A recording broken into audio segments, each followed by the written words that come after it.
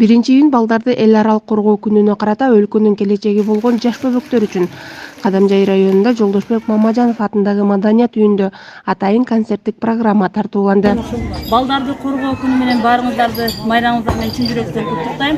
Ушул Зейнеп Өмүрзакова атындагы комуз ансамблиндеги кыздар менен сиздерге баарыңыздарды бүгүнкү майрамыңыздык маанай тартуулап, кыскача көрсөтөлү.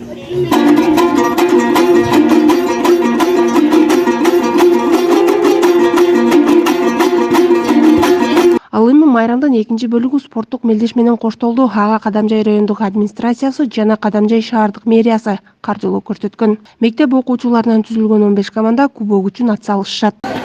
Жеңүүчү командаларга кубоктор жана медалдар бар.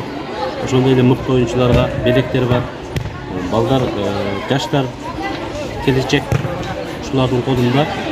Балдардын ден соолугун кам көрүү максатында, балдарды достукка, спорт сүйүүгө чакыруу максатында ошол балдарды уюштуруп бүгүнкү мелдеш өткөрүлдү. Балдарды коргоонун эл аралык күнү алгачкы жолу 1950-жылы майрамдалган. Майрамдын негизги максаты жаш жеткинчектерди коргоо жана аларды туура багытка тарбиялоо.